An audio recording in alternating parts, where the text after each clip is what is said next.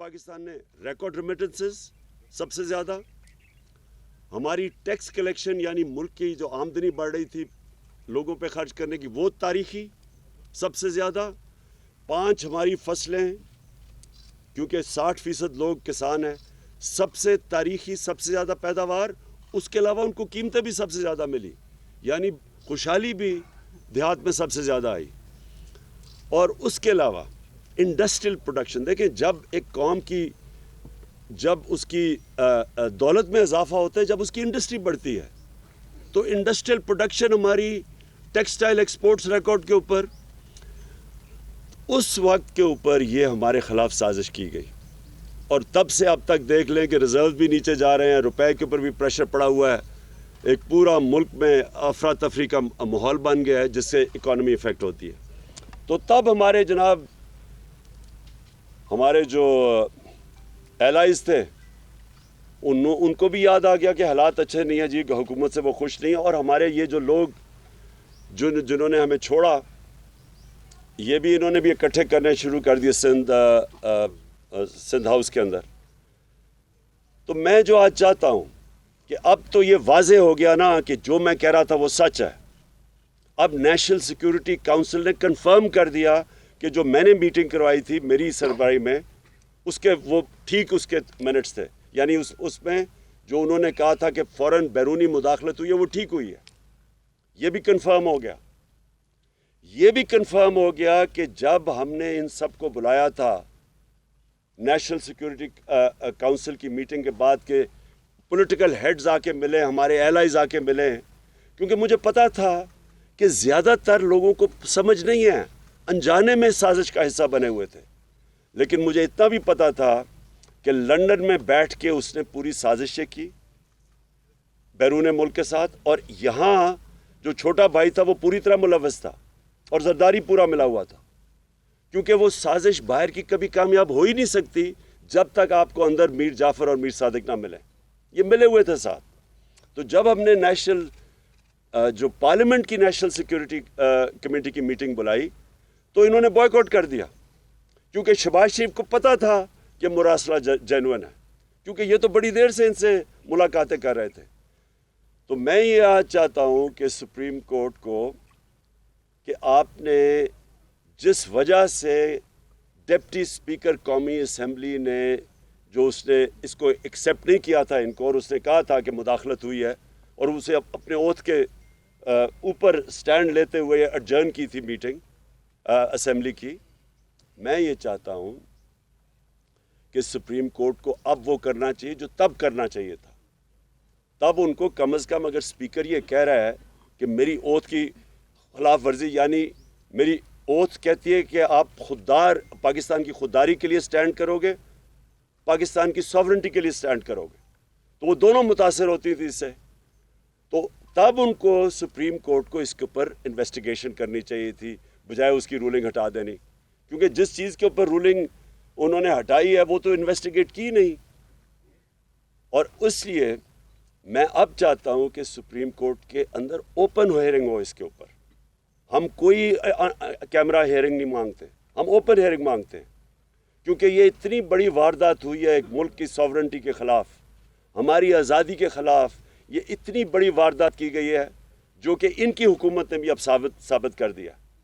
تو اس کے اوپر اس لیے میں آج اپنے سپریم کورٹ کو کہتا ہوں کہ آپ کی اوپن اس کی ہیئرنگ کریں، اور میں اس لیے کہتا ہوں کہ اگر آپ نے یہ نہ کی، کوئی پاکستان کا پرائم منسٹر دھمکیوں کے سامنے کھڑا نہیں ہوگا، کوئی ہمارا پرائم منسٹر یہ نہیں ہوگا کہ اپنے ملک کی مفادات کے لیے بیرونی جب دباؤ آئے گا وہ ہاتھ کھڑے کر دے گا۔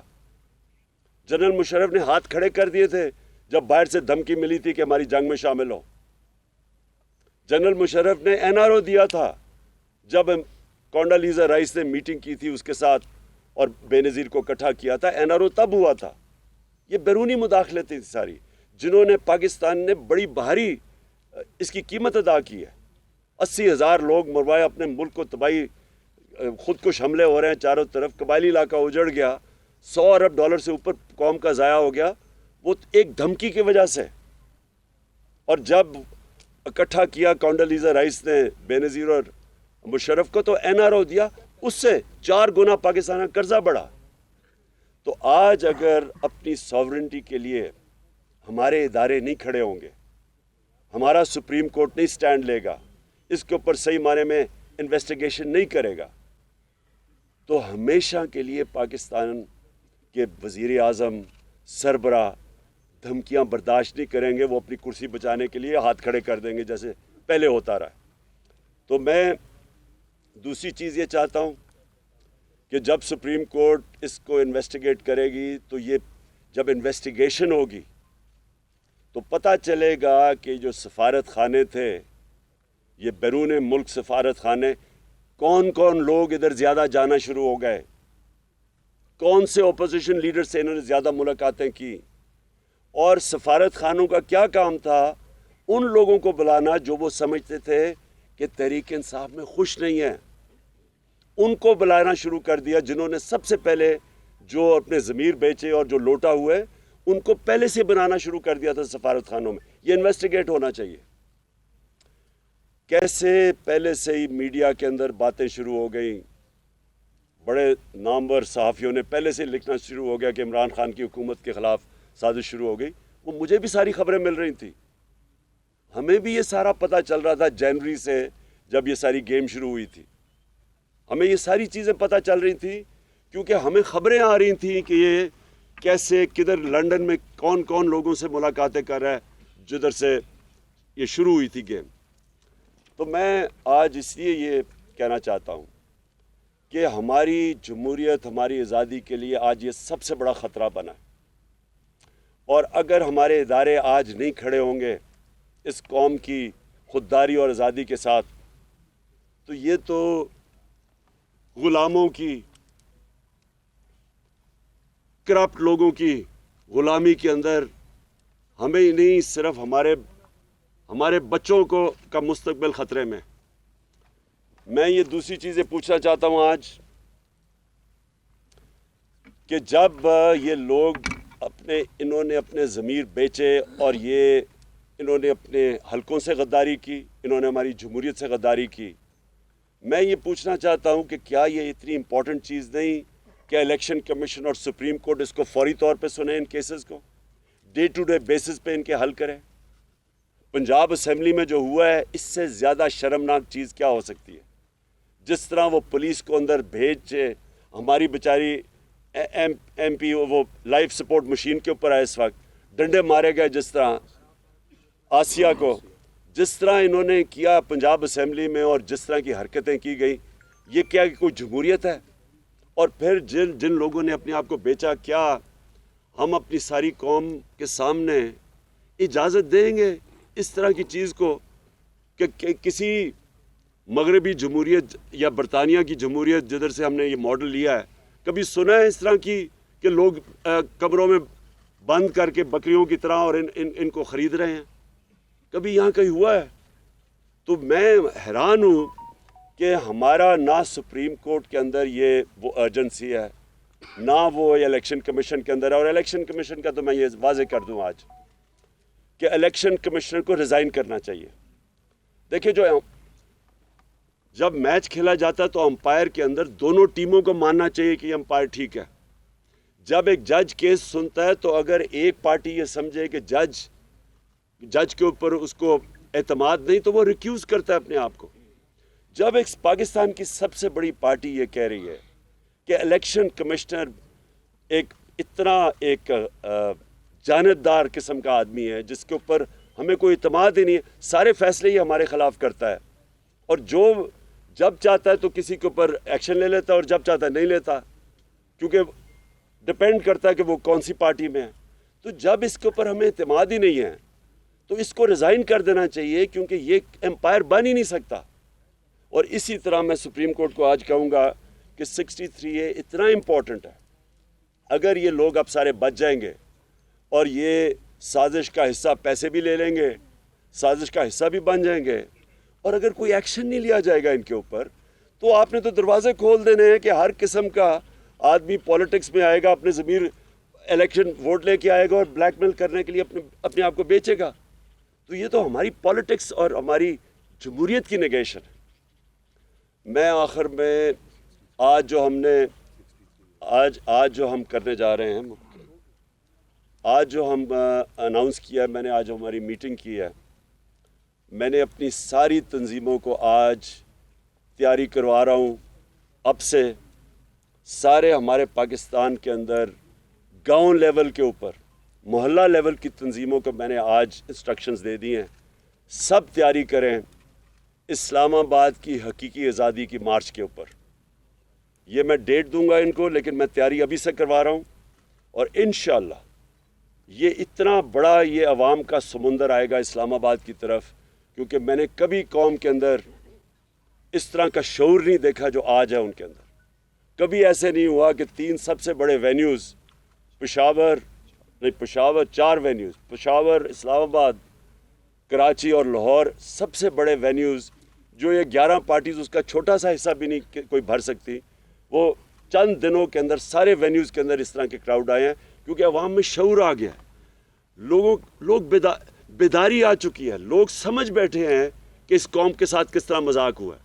اور جس طرح کے لوگوں کو انہوں نے ہمارے اوپر مسلط کیا ہے, یہ پاکستان کی تاریخ میں کبھی بھی ایسے نہیں ہوا کہ اتنے زیادہ کرمنل لوگ, ضمانت پہ لوگ, تقریباً 60-70% تو جو کیبنٹ بنی ہے وہ ضمانت پہ لوگ ہیں.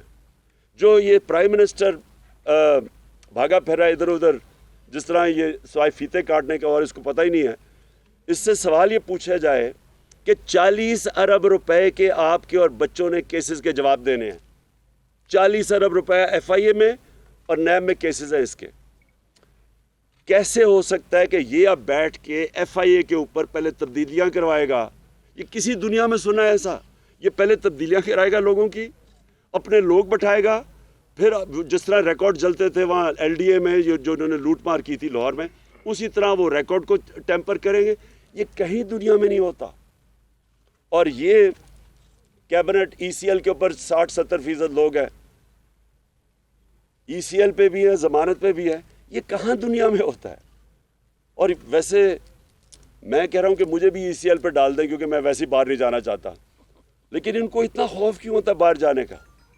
اس لیے کہ پیسے باہر پڑے ہیں, جائیدادیں باہر پڑی ہیں, پاکستان کو لوٹتے ہیں. پیسہ جب اربوں روپے کا بنتا ہے تو وہ بستر کے نیچے نہیں آتا, اس لیے اس کو باہر بھیجنا پڑتا ہے, دگنا نقصان کرواتے ہیں. تو میں نے اپنی ساری پارٹی کو آج کہہ دیا کہ ہماری موومنٹ شروع ہو جائے. ہر گاؤں محلے میں اپنی تنظیموں کو میں نے آج میسج پہنچا دیا, اپنی سارے MNAs MPAs کو بتا دیا کہ اپنے لوگوں کو تیار کریں, اور میں انشاءاللہ کال دوں گا اسلام آباد کی حقیقی آزادی کی بات. اور ایک چلو پہلے عدالتوں نے رات کو 12 بجے اس ڈر سے عدالتیں کھولی کہ آپ کوئی آئین کی خلاف ورزی کرنے جا رہے ہیں, جن عدالتوں نے 68A کی آپ کی پٹیشن جو ہے اس کو عید کے بعد ریفر کیا, اور حمزہ شہباز کی جو بطور وزیر اعلیٰ بننے کی پٹیشن تھی اس کو فوری طور پر نمٹایا. ان عدالتوں سے آپ دوبارہ جوڈیشل انکوائری کی درخواست کر رہے ہیں, تو کیا ان کے فیصلوں کو آپ مانیں گے؟ اچھا, میں ایک اور چیز بتا دوں کہ 27ویں رات کو انشاءاللہ ہم شب دعا کر رہے ہیں. اس رات کو ہم سب دعا کریں گے, سارے ہمارے جدھر بھی, میں پاکستانیوں کو کہہ رہا ہوں, میں صرف اپنی پارٹی کو نہیں لوگوں کو کہہ رہا, اور اس لیے ہم کریں گے کہ یہ حقیقی آزادی کی جو ہماری مارچ ہے اس کو اللہ کامیاب کرے. میں جو آپ کا سوال ہے, دیکھیں ہمیں اپنی عدالتوں کو اور اپنی عدلیہ کو مضبوط کرنا چاہیے, ہمیں ان کے اندر کانفیڈنس رکھنا چاہیے. عوام جو ہوتی ہے, عوام بھی ایک بہت بڑا پریشر ہوتا ہے امر بالمعروف کا. عوام بھی کہتی ہے سب کو کہ سیدھے اچھائی کے ساتھ کھڑے ہو, برائی کے خلاف کھڑے ہو. ہمیں بھی اپنی عدالتوں کو کہنا چاہیے کہ آپ کے سامنے ہے کیا 63A, یعنی کہ جن لوگوں نے اپنے آپ کو بیچا ہے اور بے شرمی سے بیکے ہیں, اور جنہوں نے اپنے حلقوں سے اور جمہوریت سے غداری کی ہے, کیا ان کے لیے عدالتوں کو فوری طور پہ ڈے ٹو ڈے ہیئرنگ کر کے ان کے کیس نہیں سننے چاہیے؟ قادر آپ کے پاس آ رہے. قادر سر یہ بتائیں کہ کانسپریسی کا لفظ تو پہلے والے اعلامیے میں بھی نہیں تھا, اور نئے والے اعلامیے میں بھی نہیں ہے. بیرونی مداخلت والا تو انہوں نے پہلے والے اعلامیے کو بھی تسلیم کر لیا, تو پریکٹس ایسی کی گئی. اور دوسرا یہ کہ دفتر خارجہ میں پہلے یہ خط چھپانے کی کوئی اٹیمپٹ کی گئی, ایسی اطلاع بھی آ رہی ہے کہ یہ خط پہلے وزیر خارجہ سے بھی چھپانے کی, یہ سائفر جو ہے چھپانے کی کوشش کی جاتی ہے, وہ تو بعد میں. اچھا پہلے ایک اور میں چیز سائفر کا بتا دوں. یہ جو مراسلہ ہے, دیکھیں یہ میں نے یہ کہیں سنا ہے کہ جی اس طرح کے تو اور بھی مراسلے آتے رہتے ہیں. جو بھی یہ کہہ رہا ہے اس سے زیادہ جھوٹا اور بے شرم آدمی نہیں ہے. کبھی اس طرح کی زبان استعمال نہیں کی جاتی ڈپلومیٹک ٹرمز میں. کبھی بھی ایک چھوڑے کہ ہم 22 کروڑ لوگ ہیں, ایک چھوٹے سے بھی کوئی 50 لاکھ کی بھی آبادی کا نیوزی لینڈ ہونا, اس کے پرائم منسٹر کو بھی اس طرح کا دھمکی کوئی نہیں دیتا. ایسے کبھی اس طرح کی دھمکیاں نہیں دی جاتی. اور جب دھمکیاں دی جاتی ہیں تو میں نے آپ کو گنا دیا کہ ایک دفعہ ذوالفقار علی بھٹو کو دھمکی ملی تھی, ایک دفعہ مشرف کو دھمکی ملی تھی جب چاروں شانے چت ہو کے اس کی جنگ میں لے گئے تھے. اور یہ جو دھمکی ملی ہے, یہ ایسی دھمکیاں نہیں ملا کرتی. اور یہ میں سمجھتا ہوں کہ ہمارے ملک کے لیے سب سے شرمناک چیز ہے کہ وہ قوم جو لا الہ الا اللہ کا نام لیتی ہے کہ ہم تو اس کے نعرے پہ آزاد ہوئے تھے, وہ اس طرح کی دھمکیوں کے سامنے جب گھٹنے ٹیک دیتی ہے اور اس کی سازش, ان کی دھمکیوں کے بعد سازش کامیاب ہو جاتی ہے, اور کوئی شک نہ اس میں کرے کہ اس سے بڑی سازش پاکستان میں ہوئی نہیں ہے جو یہ ہوئی تھی. لندن میں نیا پاکستان بن رہا ہے سر, 2 دن سے ملاقاتوں کا سلسلہ جاری ہے, اس پہ ذرا کمنٹ کریں سر. بس میں یہی کہہ رہا ہوں کہ دیکھیں نا, جب آپ کے اندر کوئی شرم ہی نہیں ہوتی کہ پہلے آپ 20 سال لوگوں کو کہتے ہیں کہ زرداری کہتا تھا وہ نواز شریف کرپٹ ہے, وہ کہتا تھا وہ کرپٹ ہے, پیٹ پھاڑ کے پیسے نکالنے تھے اور وہ ان کی تقریریں سننے پہلے, اور کوئی شرم ہی نہیں ہے. بس اصل میں یہ بات نہیں ہے, یہ لوگوں کو بھیڑ بکریاں سمجھتے ہیں. ان کو کوئی شرم ہی نہیں آتی کہ اتنے یعنی آپ کسی کو چوری کا کہہ کے اور اتنے بڑے اور ان کے ساتھ پھر بیٹھیں اور گورنمنٹ بھی بنا لیں, بندر بانٹ بھی کر لیں, اور پھر سوائے ان کے خاندان کے نظر ہی کسی کو نہ آئے, سارے خاندانی اوپر آ کے بیٹھ گئے ہیں. یعنی ان کے علاوہ کوئی کسی میں ان کی پارٹیز میں عقل نہیں ہے. اوپر آ کے یہ بیٹھ جاتے ہیں, وہ باپ ادھر بیٹھ گیا, بیٹا ادھر تیاریاں کیا رہا ہے. یعنی اور کوئی نون لیگ کو 35 سالوں میں نہیں ملا سوائے یہ باپ بیٹے کے, اور دونوں کے اندر دونوں ضمانتی, دونوں ضمانت کے اوپر ہیں, 40 ارب کے دونوں کے ملا کے کیسز ہیں, تو کوئی ان کو نہیں ملتا. اور اسی طرح دوسری طرف چلے جائیں, وہ اس کو بیٹے کو چھوڑا ہوا ہے, وہ بس وہ اردو انگریزی میں اکٹھی بولتا ہے, اس کو کوئی آج تک پتہ ہی نہیں ہے کہ میں یہ کر دوں گا, میں لات مار کے گرا دوں گا. یہ لوگوں کے ہاتھ میں اگر یہ ملک پکڑا رہے ہیں, اس سے بڑی سازش کیا ہے؟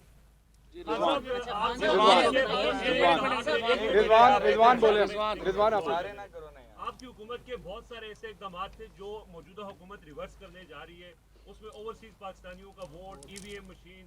اب جب حکومت میں وہ بیٹھے ہیں, ان کے پاس پارلیمنٹ میں قانون سازی کا بھی اختیار ہے, پھر آگے یہ بھی کہا جا رہا ہے کہ شاید کچھ سیٹوں پر وہ ضمنی الیکشنز کر کے وہ اس طرح کے بھی چیزیں کریں, تو اس ساری صورتحال میں آپ کا لائحہ عمل کیا ہوگا کہ وہ ایسے اقدامات جو آپ کی حکومت نے کیے تھے ان کو ریورس نہ کیا جائے؟ سر اس میں ضمنی لے لیں کہ الیکشن کمیشن کی جانب سے آپ کی پارٹی کو کے خلاف جو فارم فنڈنگ کیس ہے اس میں اور بالخصوص آپ کے اوپر کوشش کریں نااہلی کے حوالے سے, کیا کہیے گا؟ Thank you sir. دیکھیں میں آخری جواب دیتا ہوں کیونکہ میں چاہتا ہوں کہ آپ مراسلے کو سامنے رکھیں. سازش ثابت ہو گئی ہے. پہلے کہہ رہے تھے, شہباز شریف نے کہا تھا کہ جی اگر مراسلہ صحیح نکلے گا تو وہ میرے ساتھ آ جائے گا. خدا کے واسطے میرے پاس نہ آنا, تمہارے طرح کے چور کو میں اپنے ساتھ نہیں رکھ سکتا, لیکن کم کم معافی تو مانگو میرے سے کہ کہہ رہے تھے میں ٹھیک نہیں کہہ رہا. اب تو کلیئر ہو گیا نا کہ وہ جینوئن ہے, اور جو آقا جن کے سامنے آپ بوٹ پالش کرنے کے ماہر ہیں, اب تو ثابت ہو گیا نا کہ انہوں نے ہی بھیجا تھا. اس لیے ایک منٹ ٹھہر جا. دیکھیں میں آپ کو دونوں چیزوں کا پہلے بتا دوں. دیکھیں EVM مشینز کا ہم نے کیوں کہا تھا.